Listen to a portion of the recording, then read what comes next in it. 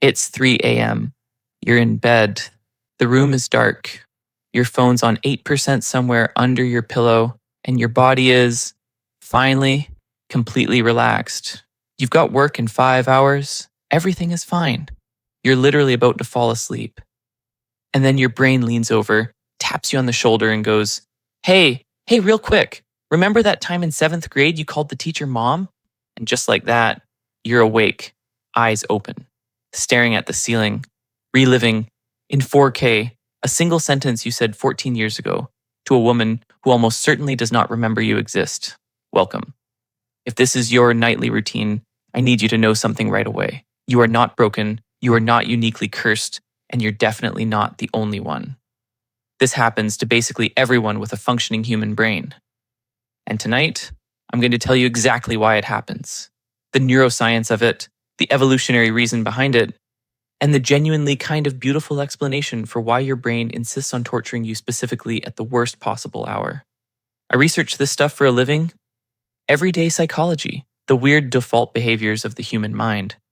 And I live in DC, which, fun fact, is a city full of people who lie awake at night replaying things they said in meetings. So believe me, I have skin in this game. I do this too. Okay, let's start with the obvious question that nobody actually stops to ask. Why night? Because here's the thing. You didn't think about the mom incident at 2 p.m. You didn't think about it during lunch. You weren't standing in line at Chipotle suddenly seized by the memory of tripping on stage at your 8th grade graduation. No, your brain waited. It waited until you were horizontal, defenseless, and trying to sleep. That's not random. That's mechanical. So let me introduce you to the actual villain of tonight's story. It's a network in your brain called the default mode network. And the name is perfect because it's literally your brain's default. It's what switches on when you're not focused on anything else. All day long, you're busy. You're answering emails, you're driving, you're deciding whether the milk smells weird, you're doom scrolling, you're talking to people. Your attention is out there, pointed at the world. And as long as your attention is pointed outward, this default mode network stays quiet. It's waiting in the wings. Then you lie down, lights off, no phone, no noise, nothing left to focus on. And the default mode network goes, oh, we're free. It's our turn. Great. I have a list. This is the part of your brain responsible for self-reflection, for thinking about yourself, for mentally time traveling into your past and your future.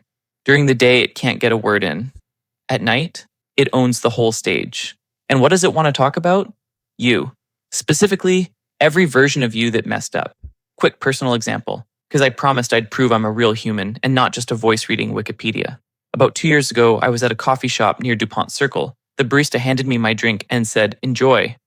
And I said, full confidence, full eye contact, you too, to a person who was not drinking anything, who was just standing there, working. I thought about that for days. And by thought about it, I mean it ambushed me at 1 a.m. like a raccoon going through my mental trash. So why does the default mode network reach for that memory? Out of the literally millions of moments stored in your head, why does it skip the nice ones and go straight for the cringe? That brings us to villain number 2, negativity bias. Your brain is not designed to make you happy. I'm sorry. I know that's a rough thing to hear at checks notes, whatever time you're watching this. Your brain is designed to keep you alive. And from your brain's point of view, a pleasant memory is basically useless. Remember that nice sandwich? Cool. That doesn't protect you from anything. But an embarrassing memory, a social mistake? Oh, your brain treats that like a 5-alarm fire. Here's the wild part. For most of human history, embarrassment wasn't just awkward, it was dangerous. Picture this. You're a human being, 50,000 years ago, living in a small group of maybe 40, 50 people. There are no other groups nearby. There's no, I'll just move to a different city and start over. That tribe is your entire world. It's your food, your safety, your warmth, your protection from a very large list of animals that would love to eat you. So what happens if the group decides they don't like you? If you embarrass yourself so badly that they push you out, you die. Genuinely. Being socially rejected back then was a death sentence. Alone in the wild, at night, with no group, you did not make it to morning. And this is the key thing. Your brain still runs on that ancient software.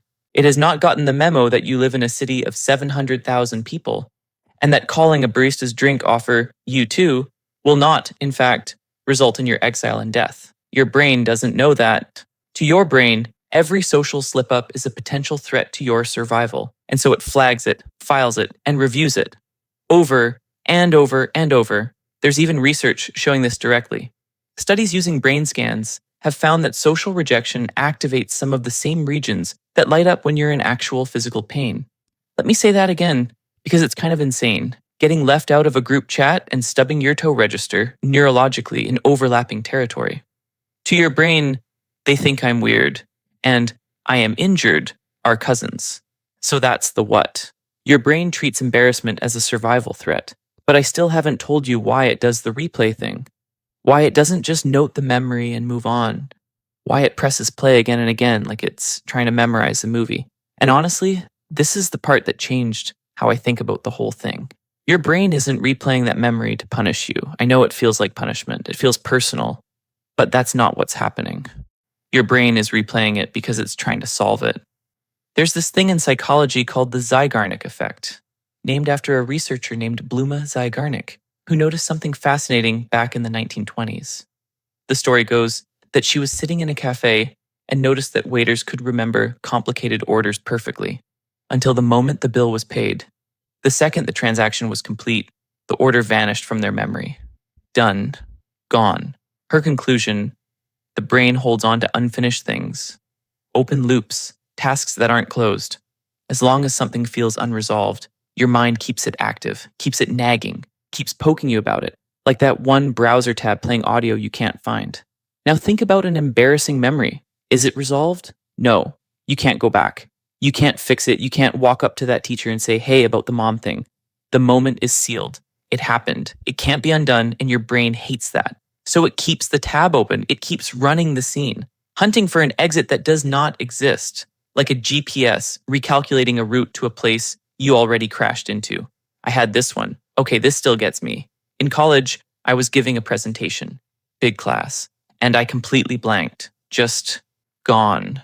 Stood there in front of 40 people for what felt like a geological era, mouth open, saying, in a way that I'm pretty sure registered on a seismograph.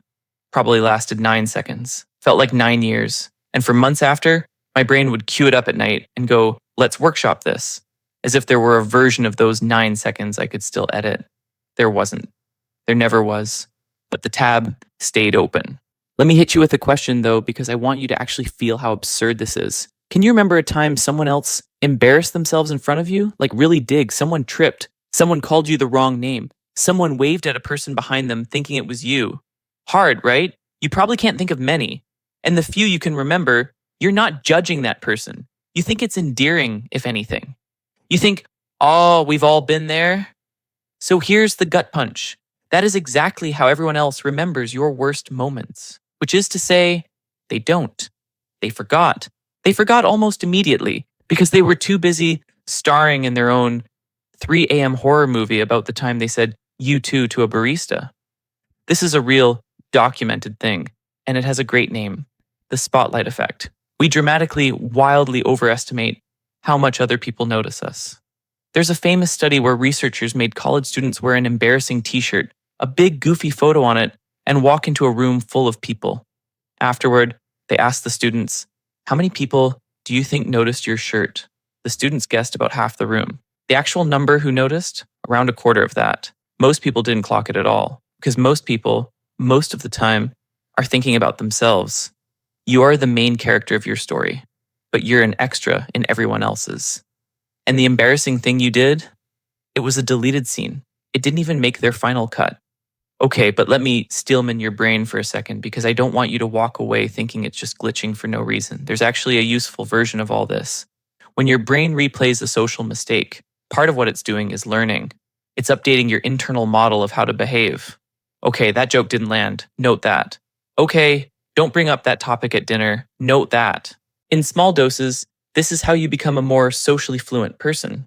The cringe is, weirdly, a teacher.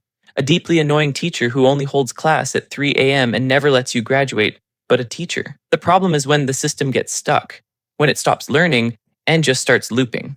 That's the difference between healthy reflection and the 3 a.m. spiral. Reflection has a point. The spiral is just your brain running the same simulation hoping for a different result. Like rereading a text you already sent. Now, Why night? Part 2. Because I gave you the default mode network thing earlier. But there's a second layer, and it's about chemistry.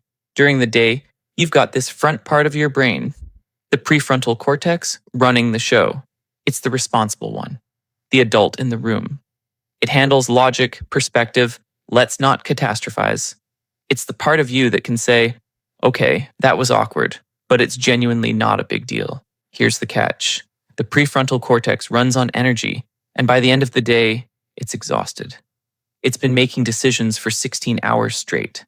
It clocks out. And when the responsible adult leaves the building, who's left running things? The emotional parts, the amygdala, the fear center, the part with zero sense of proportion. So a memory that, at noon, your rested brain would shrug off. At 3 a.m. with the adult gone home, that same memory gets handed to the emotional intern who has had way too much coffee and immediately decides it's a catastrophe. Same memory, totally different management. That's why everything feels bigger at night. It's not that your problems grew, it's that the part of you that keeps them in perspective went to sleep before you did. I genuinely find that comforting, honestly, because it means the 3 a.m. version of a memory is a lie. It's the unsupervised, overcaffeinated, worst-case scenario edit. The daytime version, the calm one, that's the accurate one. You are not seeing the truth at 3 a.m. You are seeing the trailer for a horror film that was never actually made. Let me give you one more, because this one's my favorite and it surprises people. A lot of this replay happens during sleep too. You just don't always remember it. While you sleep, especially during certain stages, your brain is doing something called memory consolidation. It's basically taking the day's experiences and deciding what to keep, what to file, what to strengthen. And emotional memories get special treatment. They get prioritized, tagged as important, burned in deeper, which is a beautiful system if you're trying to remember, say, the day you met someone you love. It is a deeply unfair system when the emotionally significant event your brain decided to permanently archive is you waving back at someone who is waving at the person behind you, which, yes, I have also done. In a grocery store, full enthusiastic wave to a stranger who was waving at her friend. I put my hand down and pretended I was fixing my hair. I think about it more than I think about my own birthday. So let's bring it home. What do you actually do about this? Because I'm not going to spend 18 minutes explaining the machine and then leave you lying there at 3 a.m. with no off switch. First, and this is the one that actually works, name it. When the spiral starts, literally think, this is my default mode network. The adult's asleep. This is the overcaffeinated intern editing a horror trailer. It sounds too simple, but the moment you label what's happening, you pull a little bit of that tired prefrontal cortex back online. You move from being the spiral to watching the spiral. And the spiral really, really hates being watched. Second, close the loop, even artificially. Remember the Zeigarnik effect? Open tabs nag you. So give your brain a fake save point. Tell yourself, I'll deal with this tomorrow at 10 a.m. Out loud even. Your brain weirdly kind of buys it. It just needs to feel like the task isn't being abandoned. It's being scheduled. And then at 10 a.m., you'll be brushing your teeth, completely unbothered, because the daytime adult thinks the whole thing is hilarious. Third, and I mean this, let it be funny. The you too guy, the wave, the mom, these aren't your shame. They're your receipts. They're proof that you're a person who shows up, who tries, who exists out loud in the world instead of hiding. Nobody who's never embarrassed themselves has ever done anything interesting. The cringe is a side effect of living. And here's the thing I keep coming back to, the thing that genuinely changed it for me. That memory your brain won't let go of, the one playing on a loop right now, you are the only person on earth still watching it. Everyone else stopped years ago. The teacher forgot, the barista forgot, the room full of people during your presentation, they forgot before they got to the parking lot. The only one still in that theater, alone, in the dark, watching the same 9 seconds, is you. And you've got the power to walk out. Not by forcing the memory away that never works, your brain just shoves back, but by understanding that the replay isn't a verdict. It's not the universe telling you that you're bad. It's an ancient survival system running outdated software, supervised by no one, doing its clumsy best to keep you safe in a world that no longer works the way it was built for. Your brain is just scared of getting left behind by the tribe. That's all this ever was. And the tribe isn't watching. The tribe is asleep. They're in their own beds, replaying their own you too moments, just as convinced that they're the only ones. So the next time it's 3 a.m. and your brain taps you on the shoulder with a memory from 2014, you don't have to fight it. You can just go, I know what you are. I know why you're here. The adult's coming back at 10. Good night. And then roll over. Because you, my friend, are not the cringe. You're just a human being with a very old brain, lying in the dark, trying to sleep. Same as everyone who ever lived. Thanks for hanging out in my head for a while. I'm always genuinely curious. So tell me down in the comments, what's the one that still haunts you? The single memory your brain won't retire? Drop it below. Watch how many people reply, oh my God, me too, because they will. They always do.